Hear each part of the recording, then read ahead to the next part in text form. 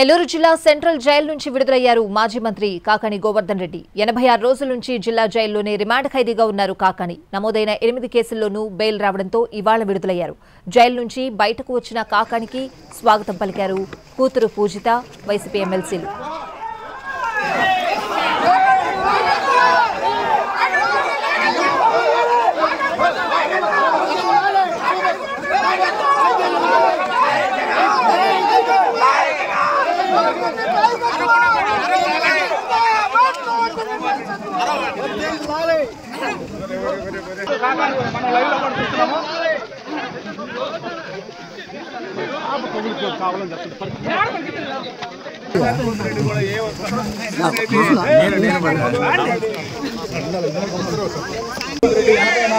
జైల్లో ఉంటే ఎలా వస్తుంది, ఎలా ఉన్నాడు అనే విధంగా చూసేదాన్ని కూడా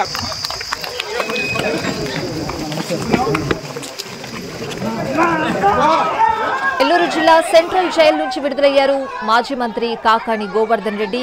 86 రోజుల నుంచి జిల్లా జైల్లోనే రిమాండ్ ఖైదీగా ఉన్నారు కాకాని. నమోదైన 8 కేసుల్లో కూడా బెయిల్ రావడంతో ఇవాళ విడుదలయ్యారాయన. జైలు నుంచి బయటకొచ్చిన కాకానికి స్వాగతం పలికారు కూతురు పూజిత, వైసీపీ ఎమ్మెల్సీలు, నేతలు. ఎంత హాస్యాస్పదం అంటే, నేను ఎన్నికల్లో వెళ్ళినప్పుడు ప్రచారంలో మీ అందరికీ లిక్కర్ పంచుతాను, ఓట్లు వేయండి అని చెప్పానంట. దాని మీద ఒక వ్యక్తి మమ్మల్ని ప్రశ్నించాడంట, సార్ ఓట్లు అడగడం ధర్మమా, లెక్కరిస్తామని. దాని మీద మేము దాడి చేశామంటే ఎక్కడ పత్రికల్లో, మీడియాలో ఎక్కడ రాలే.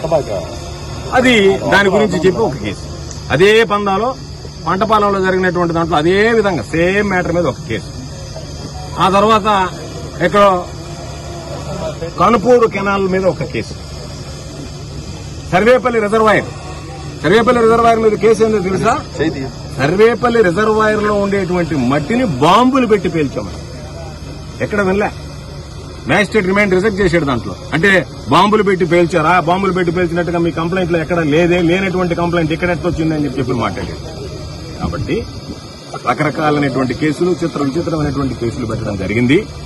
ఏది ఏమైనా మా నాయకుడు వైఎస్ జగన్మోహన్ రెడ్డి గారు, ఆయన పాపం మేము గాని, మాకు సంబంధించినటువంటి నాయకులు, కార్యకర్తలు, కుటుంబ సభ్యులు లాంటి జిల్లా ప్రజలు కష్టకాలంలో ఉన్నప్పుడు, ఆందోళనలో ఉన్నప్పుడు ఆయన కనీసం నెల్లూరుకు రావడానికి కూడా నియమ నిబంధనలు పెట్టి నియంత్రించేటువంటి పరిస్థితి వచ్చినప్పుడు వాటన్నిటినీ లెక్క చేయకుండా, లక్ష్య పెట్టకుండా, ఎన్ని రకాలైనటువంటి అవమానాలు వచ్చినా, ఎన్ని రకాలైనటువంటి ఇబ్బందులు వచ్చినా సరే వాటన్నిటిని అధిగమించి నా అనుకున్నటువంటి వాడికి నేను అండగా నిలవాలనేటువంటి లక్ష్యంతో ఈరోజు నెల్లూరుకు రావడం, నాతో పాటు ఎన్నడూ జరగలేదు ఒక మాజీ మంత్రి ఇంటి మీద దాడి.